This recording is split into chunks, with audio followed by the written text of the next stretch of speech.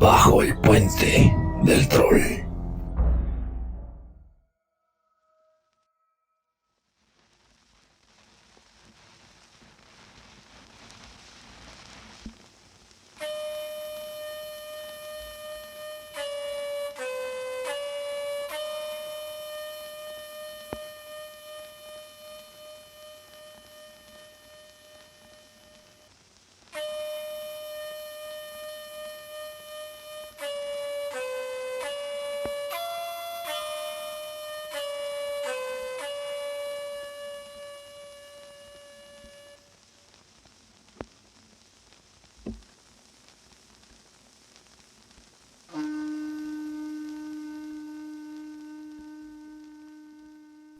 El Evangelio árabe de la infancia es uno de los evangelios apócrifos más tardíos, con gente que lo data incluso cerca del año 800 de la era común.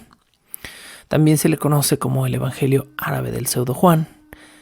Todas las referencias a lo árabe es precisamente porque está escrito en lengua árabe. Y también se le considera uno de los evangelios más extensos, con 158 páginas completas, de las cuales sus manuscritos más recientes se encuentran todavía en buen estado, y entre las cuales se hace referencia al Evangelio de Juan, detallando específicamente los milagros tempranos de Jesús. Este evangelio, o la versión más completa de 158 páginas de este evangelio, se conserva en la Biblioteca Ambrosiana de Milán, en Italia. Entre los evangelios apócrifos tardíos que hablan o que narran la infancia de Jesucristo, por supuesto que ya hemos escuchado varios, está el de Santiago y el pseudo Mateo, pero el evangelio árabe de la infancia, se compara un poco más con el evangelio de San Pedro, atribuido a San Pedro, entre enormes comillas, y el evangelio de Bernabé, uno de los evangelios apócrifos menos conocidos y quizá uno de los menos citados. Estos también se escribieron, se cree, originalmente en árabe, pero no se conservan copias árabes, principalmente se conservan manuscritos en castellano y en italiano de estos otros evangelios mucho menos conocidos. Como otros evangelios que ya hemos estudiado hasta la fecha, el evangelio árabe de la infancia se divide en tres partes que narran tres eventos ligeramente inconexos de la vida de Jesús. El primero es el nacimiento de Jesús, y este es básicamente un clon, una copia directa del Evangelio de Santiago, por lo que omitiremos gran parte de este estudio. La segunda parte del Evangelio árabe de la infancia alude a los milagros de Jesús por medio de relatos inspirados en la leyenda árabe, sobre todo relatos que giran en torno a la huida de Egipto, por lo que aquí vamos a encontrar algunas diferencias interesantes entre este evangelio y otros que hemos estudiado. Finalmente, la tercera sección de este evangelio, que no alcanzaremos a revisar en este programa, sino hasta el siguiente, es una sección que enumera milagros posteriores de la infancia de Jesús, algunos repetidos o reminiscentes a otros que ya hemos analizado, que trataré de evitar por completo, y otros totalmente nuevos. Es precisamente por estas partes, estas piezas nuevas, estas piezas, digamos, distintas del rompecabezas, por lo que retomo este Evangelio de la infancia. Aunque ya habíamos de alguna forma terminado con los Evangelios de la infancia, me parece que en el Evangelio árabe hay suficientes diferencias o suficientes anécdotas distintas como para que haya un punto de interés nuevo. Más encima, hay algunas infecciones religiosas curiosas en este Evangelio. Podríamos de alguna manera decir que este evangelio es la conexión entre la Biblia, el Corán y el zoroastrismo.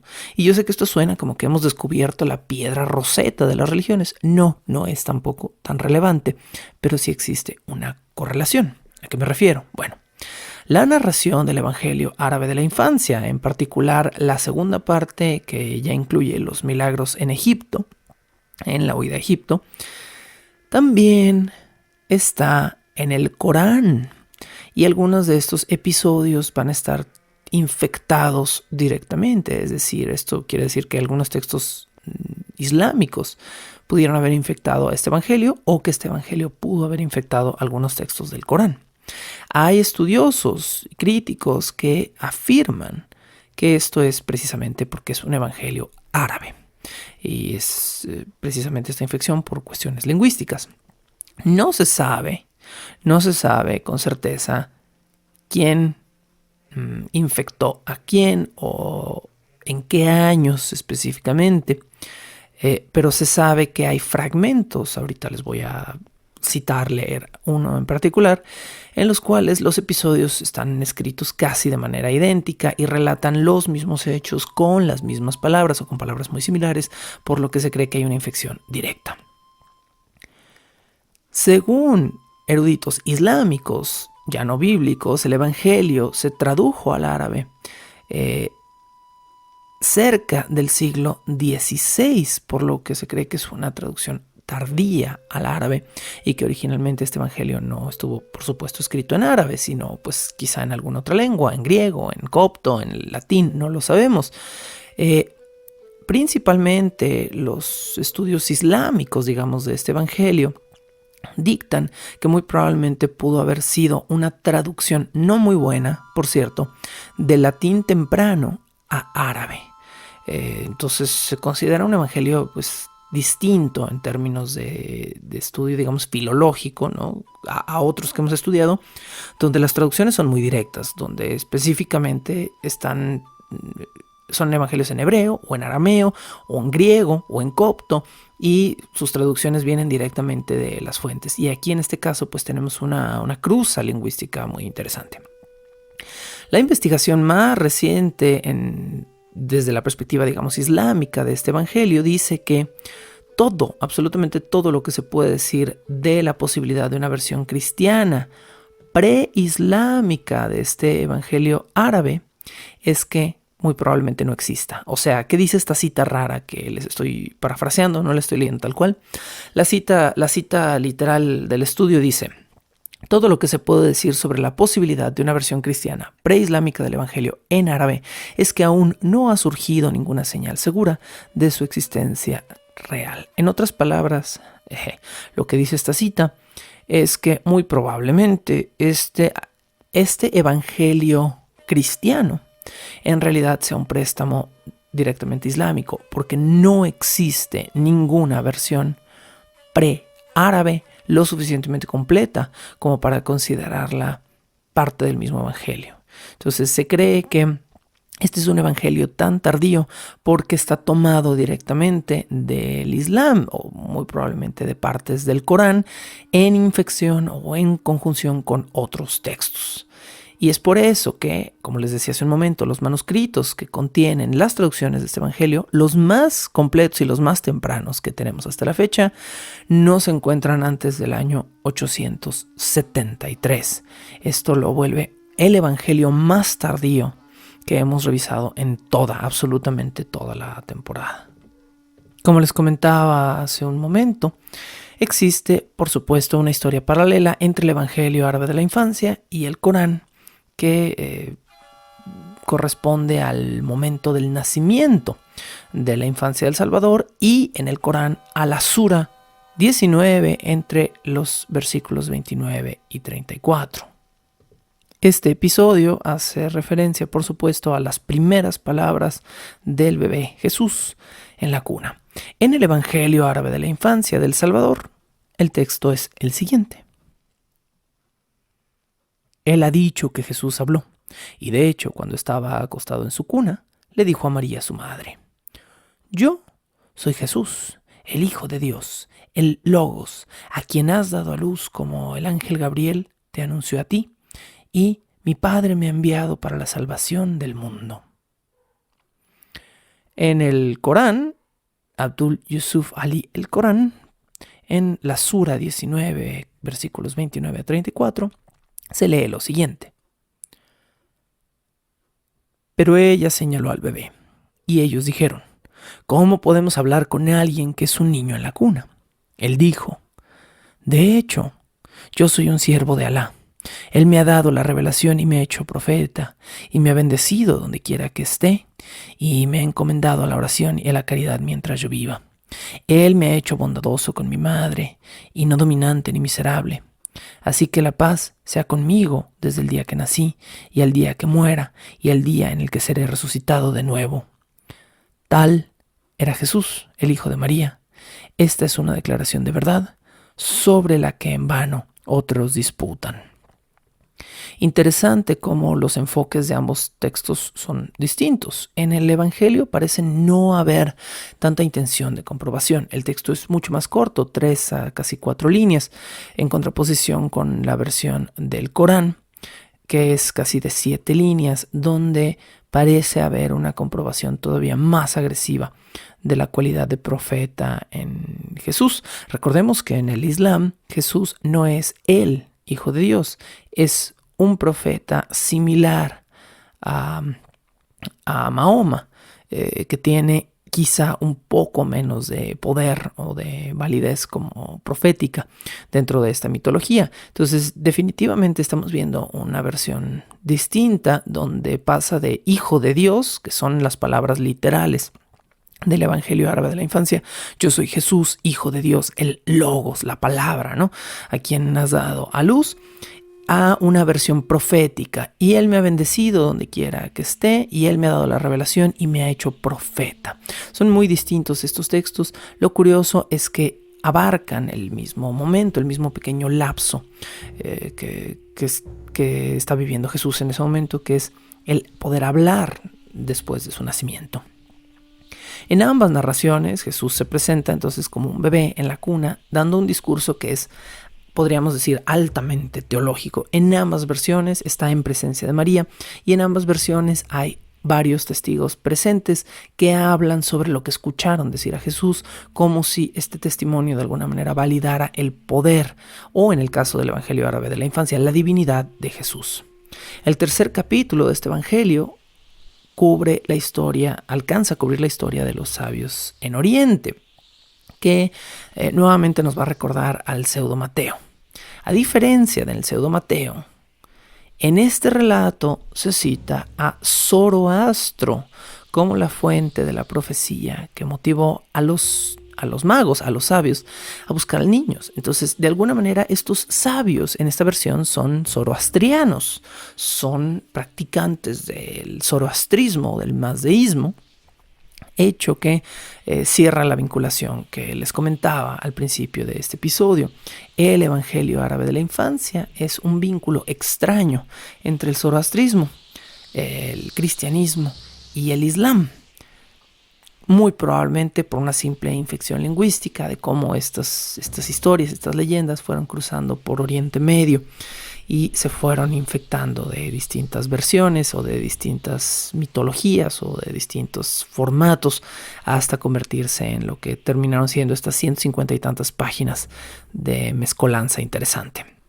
Solo como nota, y para cerrar este primer bloque, recordemos que Zoroastro fue un profeta también. Estamos ahora ya jugando a los tres grandes profetas de 3 religiones que en algún momento antiguo dominaron al planeta completo, o si no al planeta completo, por lo menos dominaron en algún momento ciertas regiones del planeta como la religión dominante.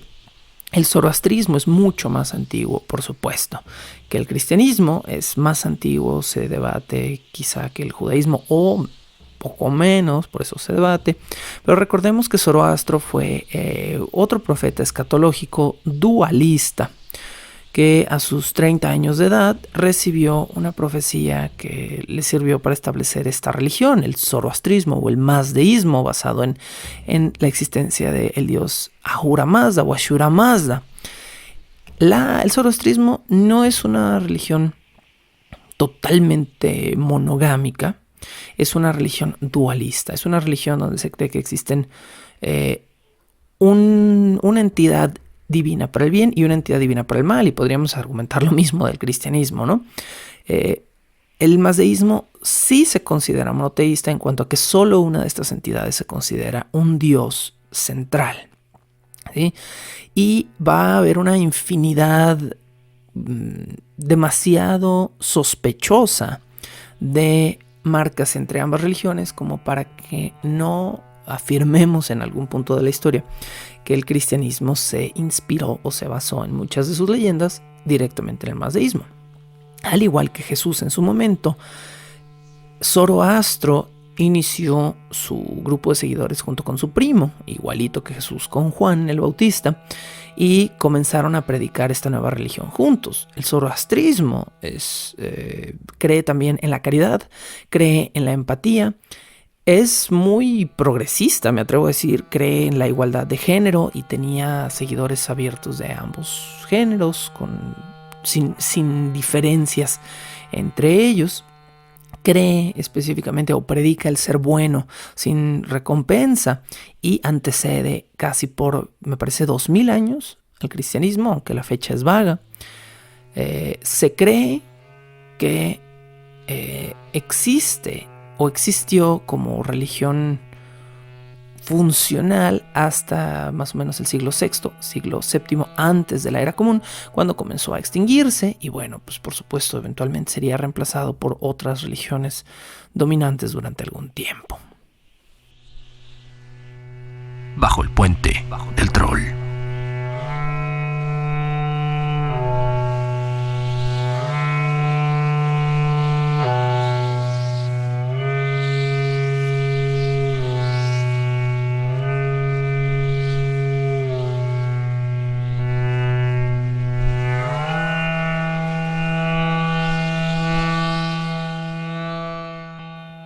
Arrancamos con el resumen del Evangelio árabe de la infancia y por supuesto que haré un esfuerzo consciente por no repetir los episodios que sean idénticos o muy similares a otros evangelios de la infancia.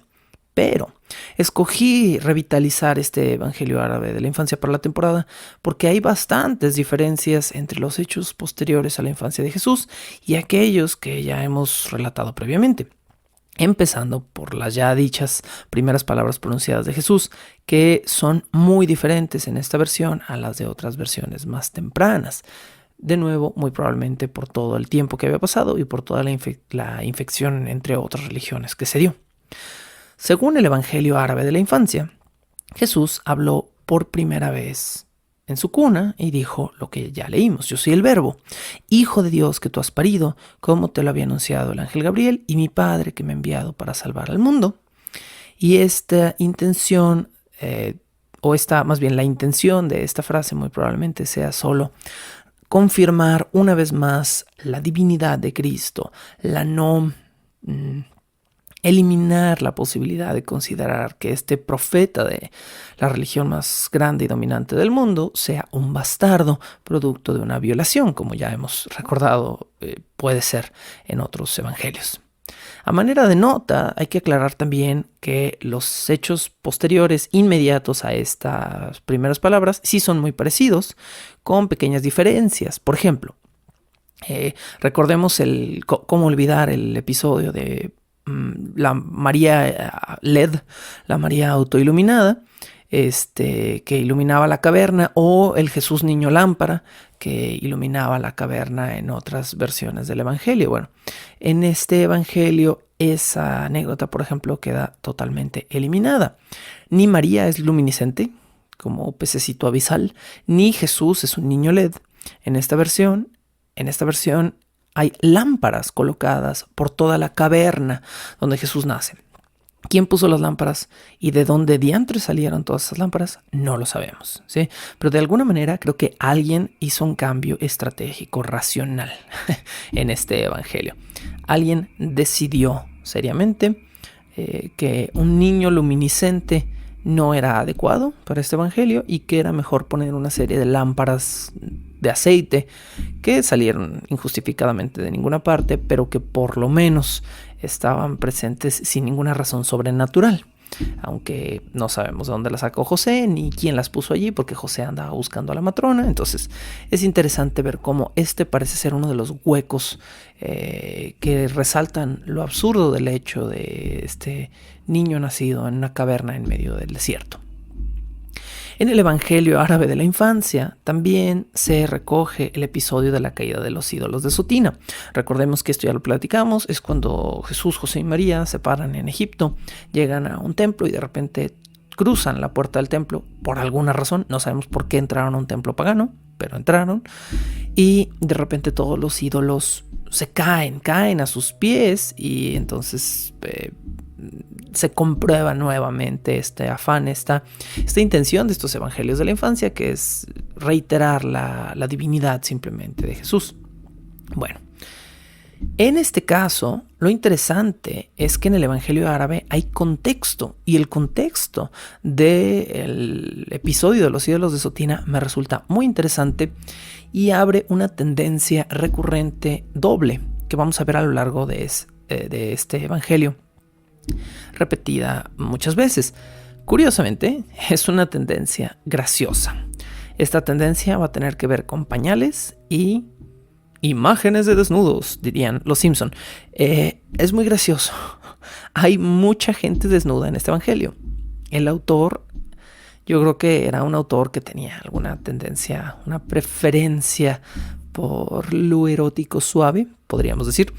Y este es el único evangelio donde he encontrado referencias a gente desnuda. Eso me parece muy interesante, pero además son recurrentes.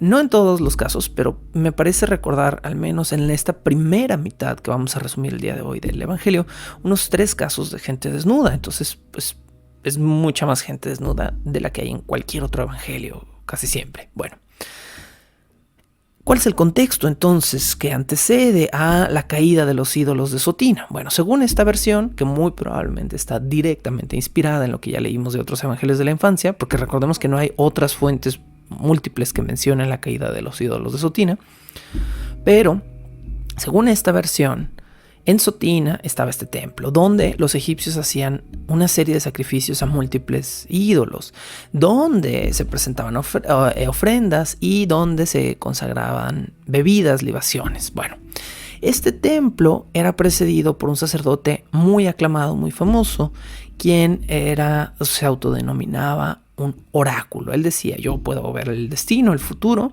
y por eso yo soy el sacerdote chido de este templo.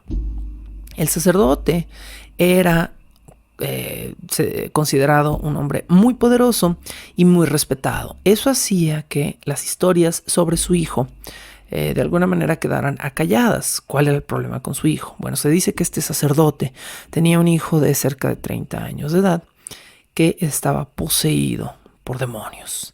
Y aquí comienzan las imágenes de desnudos. Y este chico le gustaba siempre, o sea, sus papás le ponían ropa encima y se desnudaba todo el tiempo. Le gustaba rasgar o romper sus vestiduras. Y por lo general era un chico que se la pasaba desnudo en público. Era un hombre de 30 años que, si me lo preguntan a mí, era igual a cualquier, a lo mejor indigente del centro que tenemos aquí, porque además gritaba a la gente y les aventaba piedras. 2 cosas que a mí me han hecho los indigentes del centro.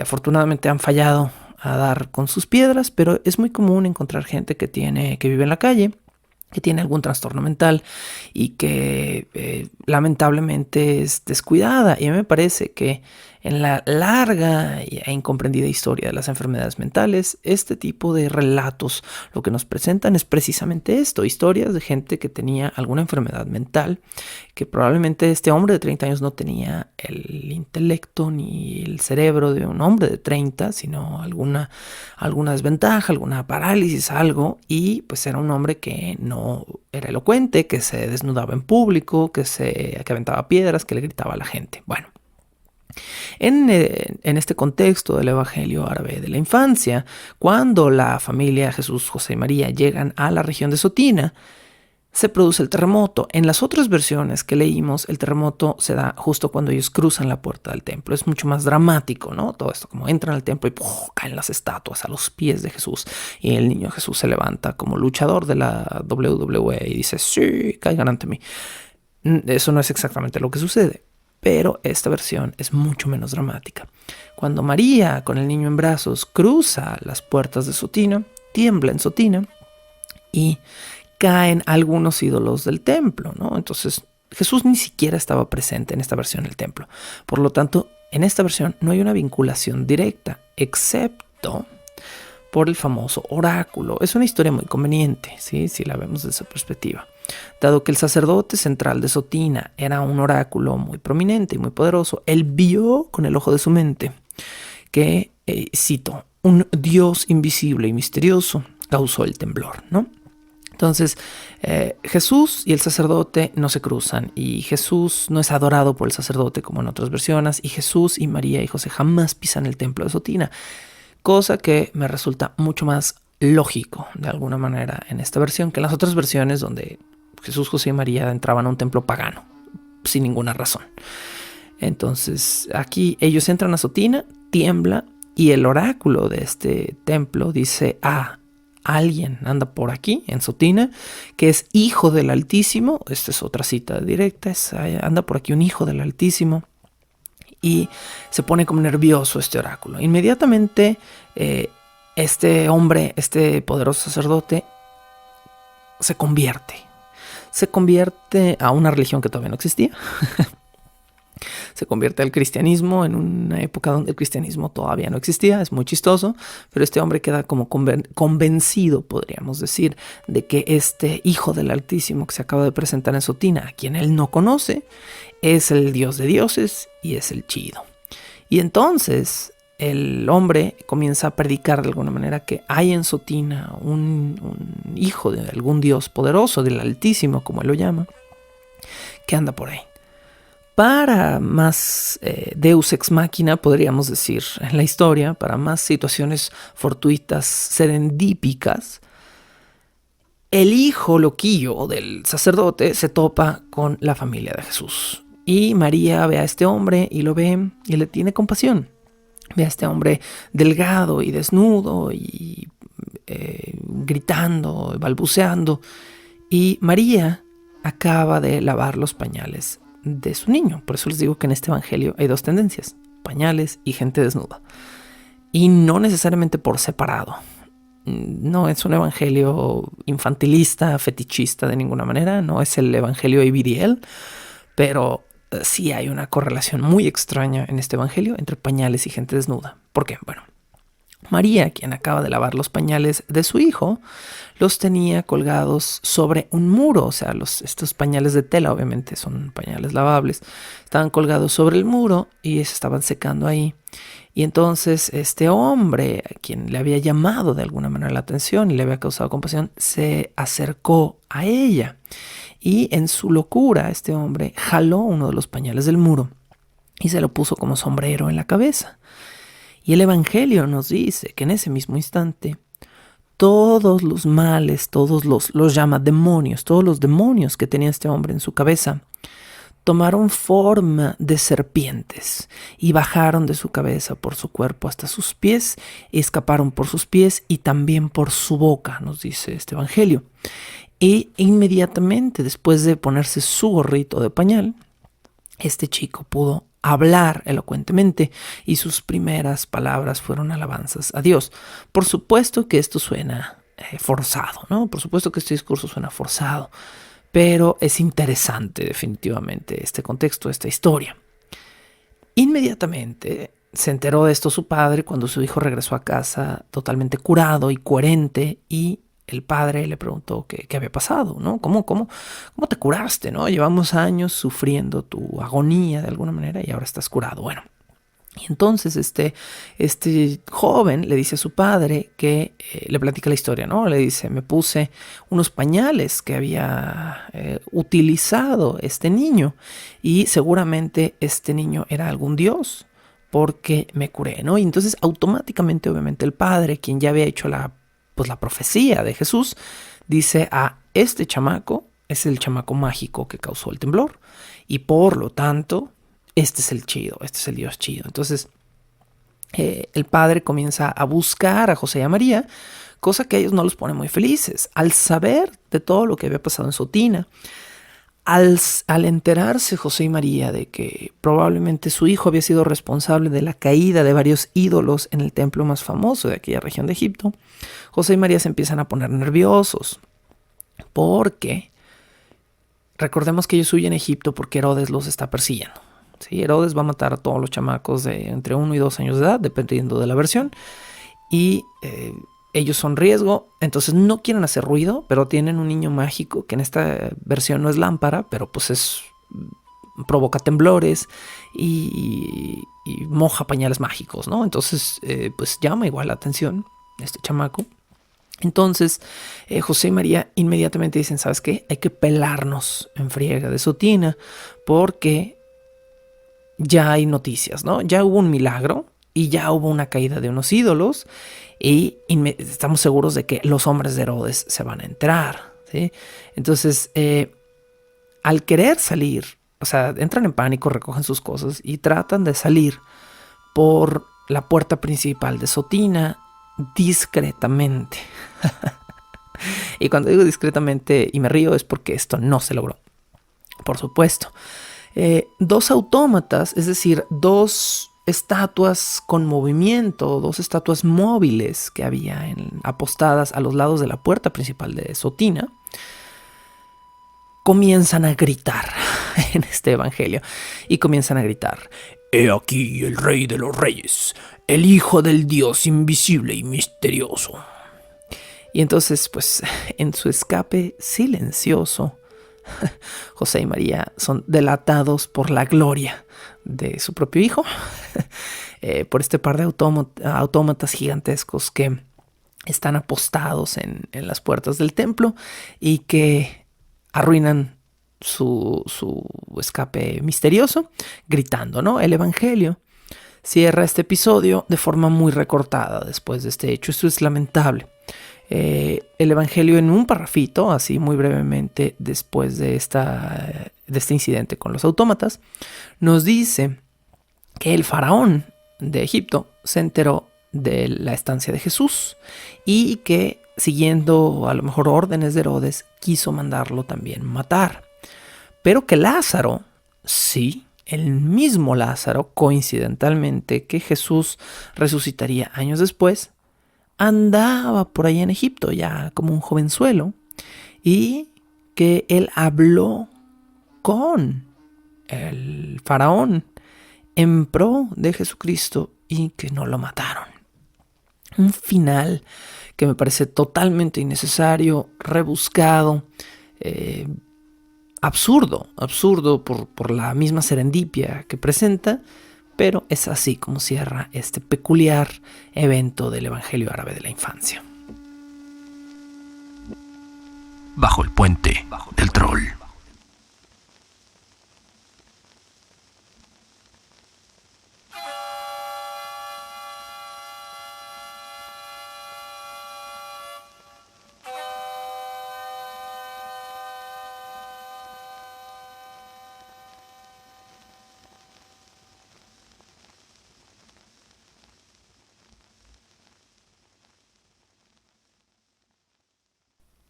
Luego de partir de Egipto, el Evangelio árabe de la infancia nos relata que la familia, Jesús, María y José, llegaron a un paraje que se encontraba plagado de gente y se acercaron a esta caravana de viajeros para darse cuenta de que era un prelinchamiento. Un grupo de bandidos había atacado a una caravana de viajeros y, si creemos que esto es justicia de tiempos modernos, los viajeros, que no tenían el apoyo de la ley por estar viajando por medio del desierto, decidieron hacer justicia por su propia mano y golpearon y ataron a los bandidos y los habían dejado apresados, causando un tumulto entre toda la caravana. Más encima, imágenes de desnudos.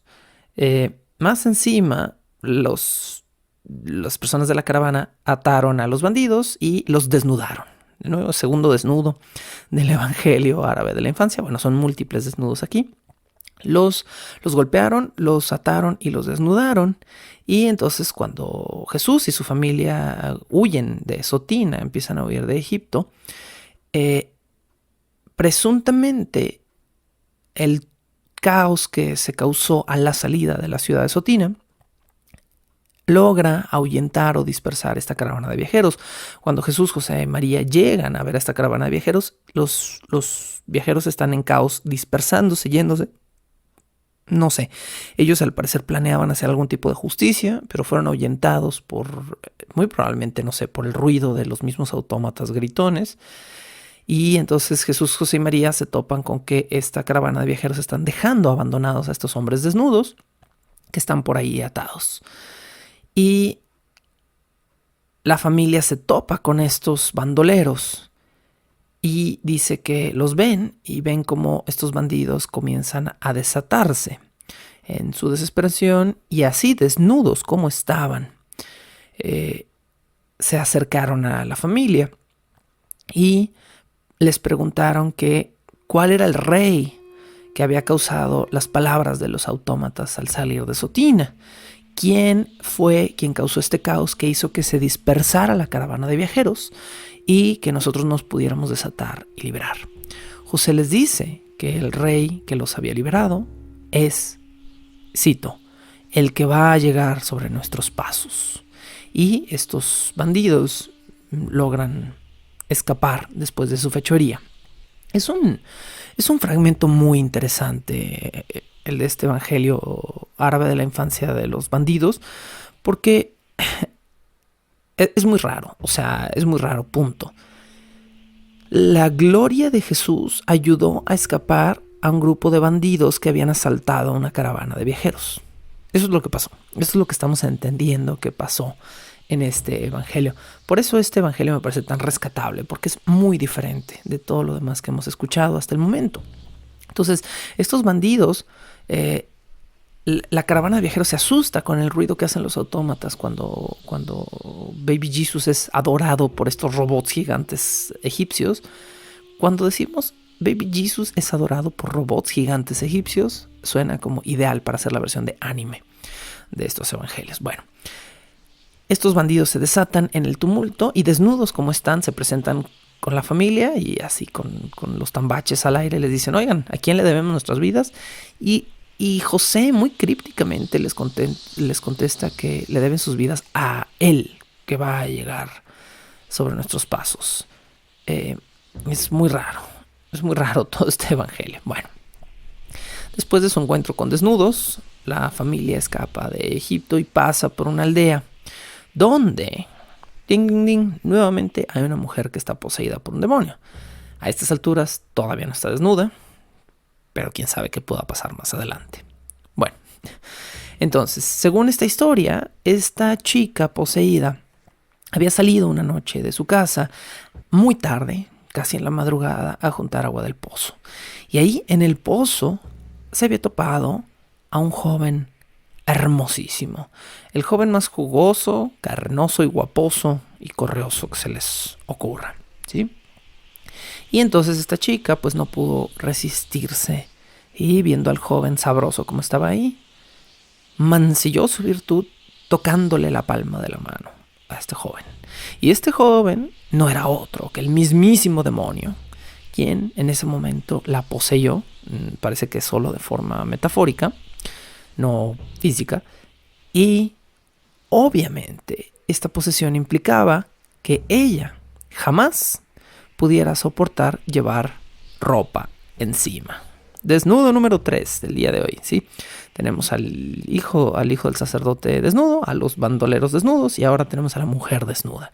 La persona que escribió este evangelio estaba escribiendo fanfiction, no sé, y además era fanfiction erótico. Bueno, entonces tenemos a la tercera persona desnuda de este evangelio, o a la quinta, no sé cuántos bandoleros eran, pero es la tercera instancia de desnudos en un evangelio y el primer evangelio que yo me topo con esta recurrencia. Se dice en el evangelio árabe de la infancia que si a esta joven le echaban ropas encima, si la intentaban vestir, ella inmediatamente se ponía furiosa y se arrancaba las prendas de encima, se las desgarraba y así desnuda le gustaba también tirar piedras a los que pasaban, en este caso en una encrucijada muy cercana a su casa. También deberíamos considerar la recurrencia de tirarle piedras a la gente en este evangelio, pero bueno. Habiendo María aprendido del incidente del hijo del sacerdote, María esta vez fue la proactiva. La vez pasada fue el hijo del sacerdote quien por accidente, digamos, se puso encima un pañal en la cabeza, ¿no? En este caso es María a quien se le ocurre la idea. Entonces María va y toma un pañal de Jesús y se lo pone de gorrito en la cabeza a la mujer endemoniada. Y en ese mismo momento, nos dice el Evangelio, el demonio abandonó a la mujer y volvió increíblemente famosos a los refugiados subrepticios que no querían que nadie supiera dónde estaban. Pues ahora Jesús, José y María, ya todo el pueblo sabía quiénes eran y dónde estaban, y que traían un niño con pañales mágicos porque pues María no se pudo contener, ¿no? Al día siguiente de esto, Jesús y María deciden marcharse de ese pueblo porque dicen, otra vez. Ya nos hicimos famosos innecesariamente a pañalazos. Y bueno, ya vimos mucha gente desnuda en este viaje, entonces yo creo que ya nos vamos, muchas gracias, ¿no? Se despiden muy amablemente de la familia de esta joven y se marchan de esta aldea porque su fama los hacía vulnerables a ser nuevamente cazados por Herodes o por los egipcios. Y se pierden en una nueva aldea y se topan con una mujer que era sordomuda.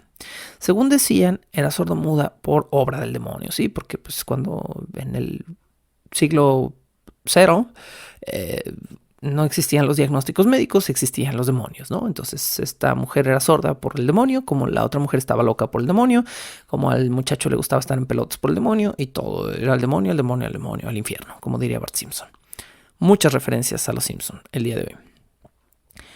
Durante la celebración de una boda que se iba a realizar en el pueblo, se invitó a Jesús y a María, y Jesús y María ubicaron a esta mujer que era sordomuda y que decían que había sido atacada por un demonio.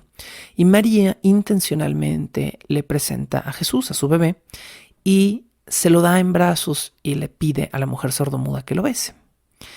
La mujer sordomuda besa a Baby Jesus y en ese momento, se dice en el Evangelio, se abrieron sus oídos y se desamarró su lengua. Y la mujer comenzó a hablar y obviamente sus primeras palabras fueron una alabanza a Dios por el milagro que acababa de hacer. Bueno,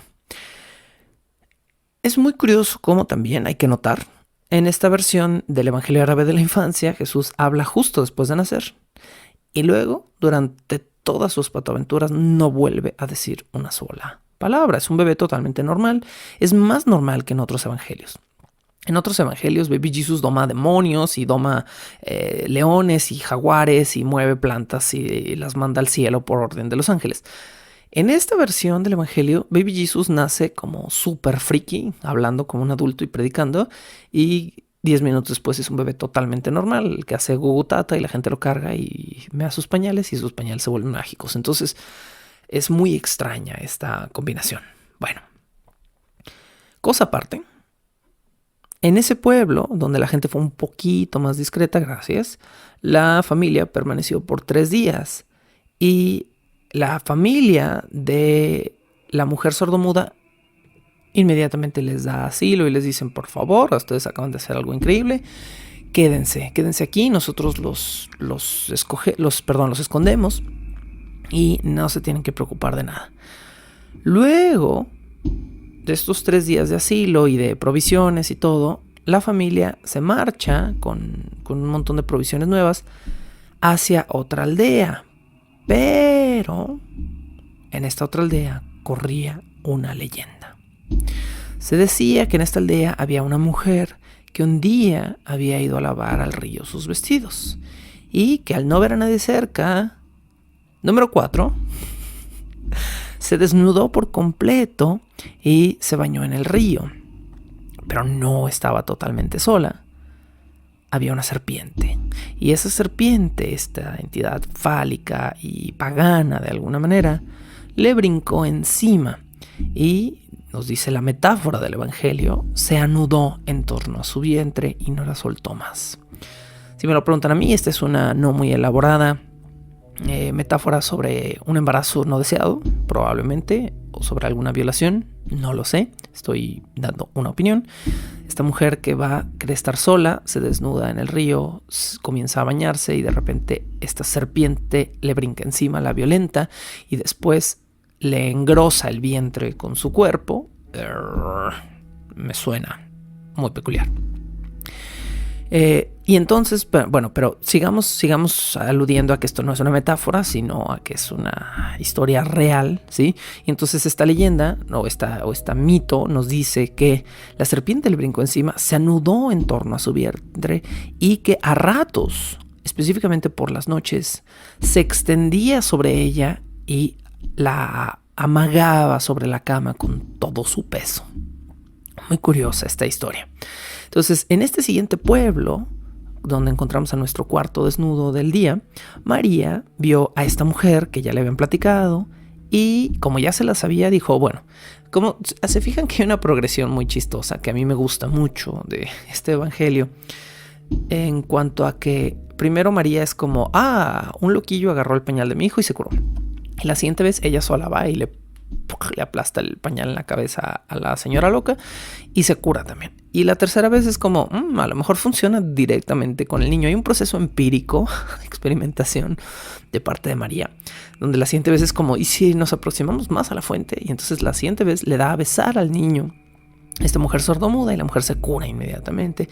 Sí, entonces ya con esta experiencia, con que María está tratando de experimentar, ver los alcances de la milagrosidad, podríamos decir, de su hijo. Y entonces, bueno, María vio a la mujer y le puso de una vez al chamaco en brazos, ¿no? Ya, contacto directo. Y se dice que esta serpiente que tenía anudada en torno a su vientre inmediatamente huyó. Y entonces, obviamente, ya con esto, de alguna manera también podemos creer que María lo hacía para que le dieran asilo, ¿no? Para que fuera como, oye, no tenemos dónde quedarnos. Dame 2 segunditos, déjame buscar al loco del pueblo, pues le ponemos al bebé encima. Ya tenemos dónde quedarnos, José, ¿no? Entonces, justo así sucedió. La familia de la mujer serpiente, de la mujer con la serpiente, les dio asilo y los trató espléndidamente durante esa noche que les dio asilo. Y a la mañana siguiente, la mujer, agradecida, le dijo a María que quería bañar a su bebé, ¿sí? Entonces la mujer fue y tomó agua y al agua le echó aceite, un aceite de rosas muy perfumado, y bañó al niño Jesús con ayuda de María. Pero había como una especie de doble intención aquí. Esta mujer quería conservar el agua, creyendo que esa agua aceitosa, esa agua como de rosas, iba a tener algún poder porque se había bañado en ella este Dios recién nacido. Y entonces, pues obviamente esta agua va a tener un peso inmediato en nuestra historia.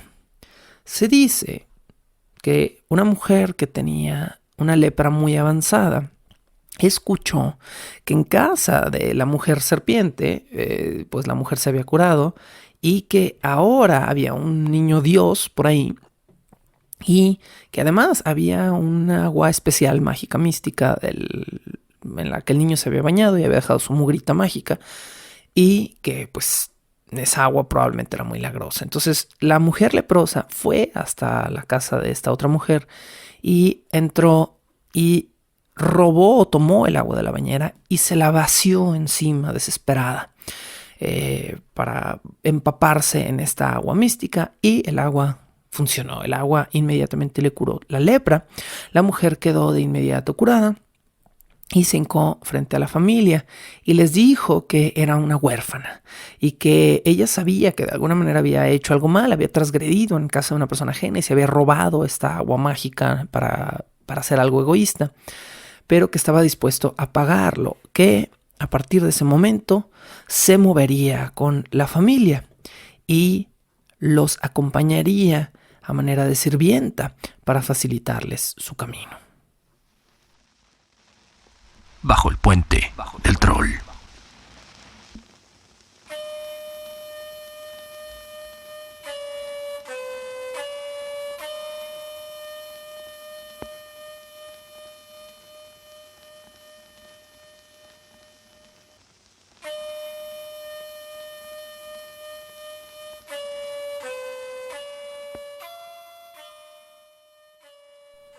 A manera de cierre nos queda una sola pequeña anécdota más el día de hoy.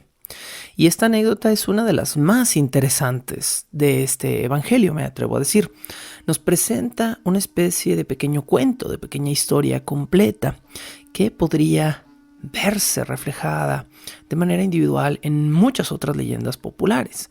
No dudaría que alguna leyenda popular haya salido de este encuentro. Se las platico.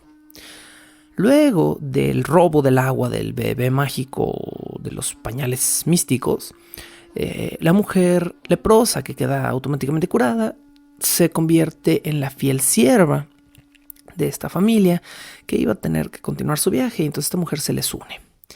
Parten junto con la joven a otro poblado, y lo siguiente que sucede es que la familia se encontró en una nueva aldea que tenía un castillo en construcción, y ese castillo en construcción le pertenecía a un gran señor feudal cuya esposa estaba desconsolada, estaba muy triste.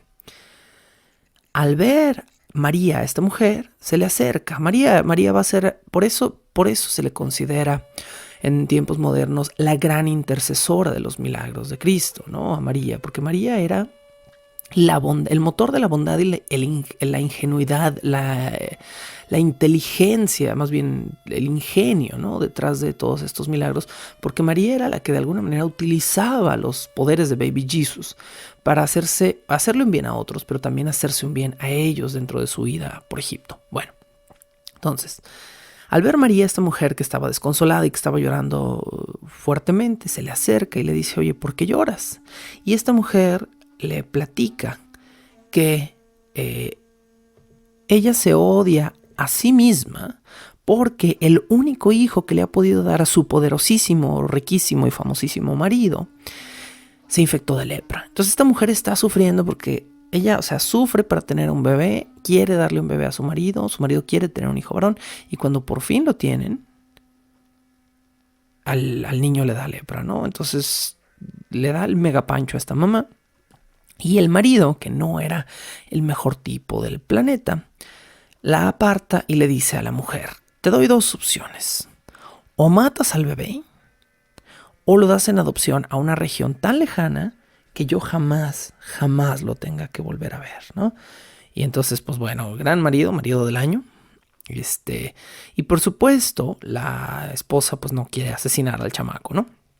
Entonces va María, escucha esta historia, y la joven leprosa, la chica que se había curado, bueno, la joven ya no leprosa, que la acompañaba, escucha también este relato y le dice a la esposa del hombre, le dice: ¿sabes qué? Yo me acabo de curar de lepra, yo tenía lepra y me estaba muriendo de esto, y esta familia tiene un bebé mágico que no tiene LEDs en esta versión, no prende, pero hace otras cosas mucho más cool, ¿no? No solo la lucecita. Entonces le platica la historia del agua de baño, y la mujer inmediatamente se impregna de esta información y le ruega a María y le dice: por favor, convence a tu marido de que se queden esta noche en nuestra casa. Nosotros somos ricos, tenemos un montón de varo, les vamos a dar un festín, les vamos a dar provisiones. Lo único que te pido es que bañes a tu hijo en mi casa y que me dejes el agua de la tina, ¿no? Entonces esta mujer obviamente va a hacer lo propio, prepara el baño, todo, y manda traer al hijo leproso que había dado en adopción, ¿sí? Lo había dado en adopción a un lugar lejano, pero todavía lo tenía ubicado. Recupera al hijo y obviamente bañan primero al Baby Jesus, dejan su agua mágica y luego bañan en la misma agua de tina al bebé, y obviamente el bebé queda automáticamente curado. Y la pareja, muy adinerada, le da un montón de provisiones y siguen su viaje. Este no es el punto de la última anécdota que me interesa, sino lo que sigue. A razón de este encuentro, con muchísimas provisiones, José y María y el niño logran viajar más lejos y logran encontrarse con un poblado donde hay un hombre que está maldito. Según la leyenda, a este hombre lo maldijo su esposa, y esta maldición no tenía cura. En esta otra aldea, la familia y la joven que todavía continúa acompañándolos se topan entonces con 3 mujeres. Hay 3 mujeres en un cementerio, y nuevamente es María y la mujer ex leprosa quien se topa con estas mujeres y las ven plañendo, las ven llorando en este cementerio. Y entonces María manda a la joven leprosa y le dice: oye, pregúntales por qué lloran. Entonces la chica va y las 3 mujeres se niegan a confesar el motivo de su llanto, pero se ofrecen a darle asilo a los viajeros. Entonces María, intrigada como por esto, dice, ok, vamos, ¿no? O sea, quiero saber qué rollo. Entonces entra la familia a la casa de las mujeres y aquí es donde se pone loco el rollo. Adentro de la casa, no en el establo, sino a medias de la casa, como decir, en la sala de la casa, las mujeres tenían una paca de cebada y un mulo, una mula macho, un mulo que estaban alimentando con esta cebada. Y pues entonces imagínense la extrañez, ¿no? La extrañeza de... Llegan José y María y se sientan así como en el silloncito de lado y es como... qué a gusto se está aquí, ¿no? Y de repente al lado tienes masticando al mulo a media sala y de repente el mulo se te queda viendo sospechosito y luego ya baja la mirada para seguir pastando su cebada.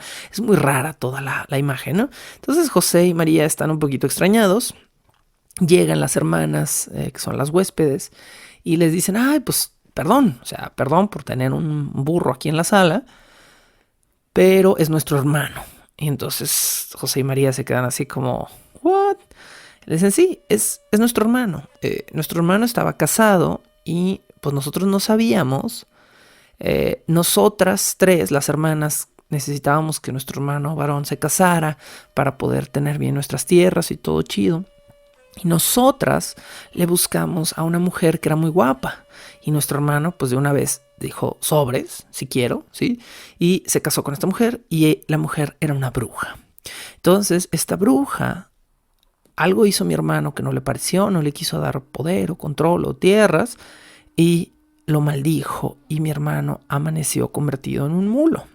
Entonces, ahora tenemos un mulo comiendo cebada en la sala y no sabemos qué hacer con él porque pues, sigue siendo nuestro hermano y lo queremos, pero pues ahora es un burro, ¿no? Bueno. Las mujeres entonces le informan a la chica, a la ayudante, digamos, de la familia, que ya habían llevado varios brujos y varios magos a curar a su hermano y ninguno había podido contrarrestar una maldición tan poderosa. Y más encima, en el lapso en el que el hermano se había convertido en un burro, las 3 hermanas fueron a llorar a la tumba de sus padres en su aniversario, porque había sido el aniversario de la muerte de sus padres y ellas pues se sentían malas hijas porque lo único que habían hecho para la familia era deshonrarla, convirtiendo a su hermano en un mulo. Entonces estaban pues desoladas estas mujeres cuando María les dijo a las 3 que pues básicamente tenía un bebé mágico. No, María obviamente no les dice eso, María les explica, ¿no? María a través de la mujer ayudante, las 3 mujeres se enteran que María tiene un bebé, que es Jesús y que es muy poderoso y repiten todo, ¿no? Repiten lo del agua y repiten lo de los pañales y todo y se alarga mucho pues esta leyenda que les digo que es como una historia autocontenida de alguna manera, se puede contar casi como una leyenda separada. Y entonces pues obviamente estas 3 mujeres dicen, bueno pues sobres, o sea vamos a intentar algo con el bebé mágico. Y María de una vez dice sí, o sea ya me la sé, ¿no? Y entonces María ya no saca los pañales, ya no saca la agüita, directamente agarra al bebé y lo sienta en el burro, lo sienta en el mulo. Y en el momento en el que el mulo le hace pues caballito o mulito, no sé cómo decirlo, el hermano vuelve a tomar su forma de hombre y despierta sano y salvo y por supuesto desnudo. Para completar nuestro 5º desnudo de este evangelio y el último de este episodio. Les leo literal el cierre de este episodio también para darle, de este evangelio para darle cierre a este episodio. Y las 2 hermanas dijeron a su madre: he aquí que nuestro hermano ha vuelto al estado normal, por el socorro de Jesús y gracias a esta joven que nos ha hecho conocer a María y a su hijo.